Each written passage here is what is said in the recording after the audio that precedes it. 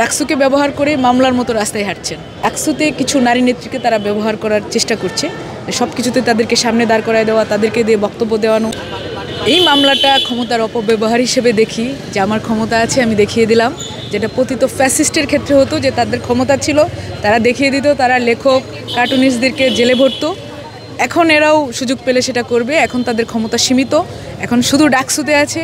যদি কখনো তারা ক্ষমতায় আসে, আমার মনে হয় যে সেই ক্ষমতাটা তারা এইভাবে দেখাবে, এইটারই প্রতিফলন এটা তাদের একটা অভ্যাস যে কথায় কথায় বিএনপিকে দোষ দেওয়া। কোনো পেজ বলে নাই যে আমরা বিএনপি আমাদেরকে চালাই বা আমরা বিএনপিকে চালাই, বা আমাদের এক দুজন অ্যাক্টিভিস্টের নামে মামলা দেওয়া হয়েছে এবং সেই মামলাগুলোও কিন্তু খুবই সেসব মামলার ক্রেডিবিলিটি খুবই কম। বসুন্ধরা ডায়াপেন্ট এখন আরও উন্নত। এই হট এয়ার থ্রো টপশিট দ্রুত শোষণ করে সোনামণিকে দেয় কোমল অনুভূতি।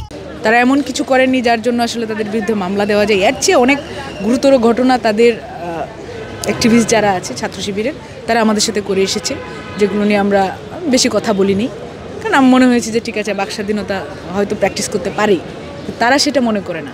এবং আমরা আরেকটা জিনিস দেখেছি যে মেয়েদেরকে ব্যবহার করার প্রবণতা। ডাকসুতে কিছু নারী নেত্রীকে তারা ব্যবহার করার চেষ্টা করছে, সব কিছুতে তাদেরকে সামনে দাঁড় করায় দেওয়া, তাদেরকে দিয়ে বক্তব্য দেওয়ানো, এবং তারই প্রেক্ষিতে 2 দিন পর পরে মামলার হুমকি দেওয়া এবং মামলা করতে যাওয়া। এইটার ধারাবাহিকতায় কিন্তু গতকালকের মামলাটা হয়েছে, যেগুলো অত্যন্ত দুঃখজনক ঘটনা। আমরা এখন পর্যন্ত সহনশীলতা প্র্যাকটিস করছি এবং আমরা বাক স্বাধীনতায় বিশ্বাস করি। যদিও যেগুলো হয়েছে আপনারা দেখেছেন, সারা দেশের মানুষ দেখেছে, যে এগুলো অত্যন্ত নোংরামো, যে আমাদের রাজনৈতিক মতামতের জন্য আমাদেরকে যেভাবে উপস্থাপন করা হয়েছে, আমাদেরকে সম্মানহানি করানোর জন্য যেভাবে উপস্থাপন করা হয়েছে, সেগুলোর পরেও আমরা সহনশীলতা প্র্যাকটিস করছি এখন পর্যন্ত।